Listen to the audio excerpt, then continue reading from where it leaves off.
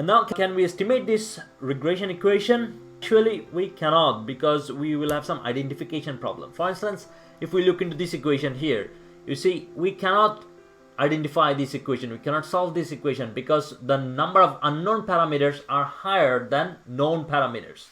Okay, but we could solve this equation because here the known parameters are higher than unknown parameters. We could also solve equation 1 if we had a similar equation like that, and then we could do some simple algebra and we could solve it, right?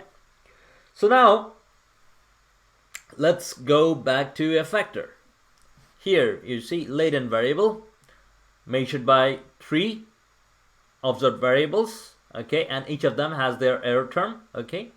And here, to make the model identified, we will have to fix some of the parameters. For instance, these ones we fix them to 1, okay, and the first latent one of the factor loadings will be also fixed to 1.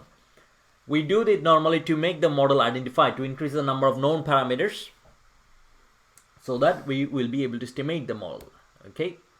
So here we can see what are estimated and what we fix, okay. The red ones are the estimated ones, okay. So for model identification purpose, we will normally fix error coefficients be 2, 4, 6 to 1, and one of the factor loading be 1 to 1, so that the first item x1 works as the reference item and all the loadings are interpreted related to the reference item. There are 3 concepts with model identification, okay. So in order to in order to estimate a model, the model has to be identified, as I have been saying before, right? And a model can be identified when the known parameters are less than the unknown parameters. So then we will have no unique solution and we will have negative degrees of freedom, okay.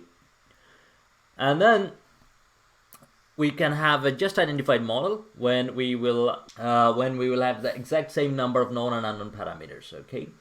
And then degrees of freedom will be 0. So we can then estimate the model, but we cannot really assess the fit of the model. We want an over-identified model when our known parameters are higher than unknown parameters, okay. So then we will have several possibilities, and then we can test the difference between the theoretical model and the estimated model, okay. So now normally, how do we know which are known parameters and which are unknown parameters? So let's say we look here. We have an equation to calculate the known parameters. Normally it is the values in the covariance matrix, okay. So let's say if we have four measured variables, then in a covariance matrix, let's say we have 4 measured variables, then we will have half k is 4 multiplied with k plus 1. So it will be 4 plus 1, 5, multiplied with 10. So then we will have about 10 known parameters, okay. It is same as the number of data points in the observed covariance matrix, as I was saying before, okay. And we can see the unknown parameters, which we can calculate one by one. For instance, here normally the unknown parameters are to be estimated ones, which are factor loadings, covariances, latent covariances, error covariances. Normally from these places we will get the unknown parameters. So let's look into an example here. For simplicity, we are using only a small latent variable measured by 3 items, okay. So here the number of known parameters are 6. We have 3 items, so half into 3 into 3 plus 1, right? So we have 6.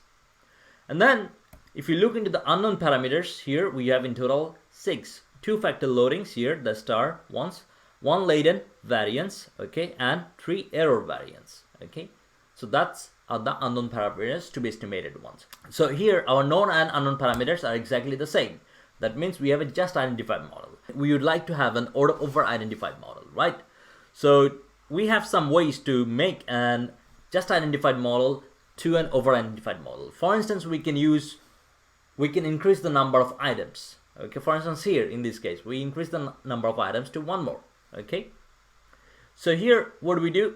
Now if we calculate it again, we will see number of known parameters are 10, right? Number of unknown parameters are 8. 3 factor loadings here, and then we have 1 latent variance, this one, and then 4 error variance, right? And this one, the error coefficients, we set them to 1, right, for model identification purpose. So they are not estimated. So in this case now we have more unknowns than knowns. So we will have a over-identified model, and we can proceed with this model, right? And another idea for model identification could be, here as you can see here, is to reduce the number of unknown parameters. For example, we can fix 2 of the factor loadings to equal.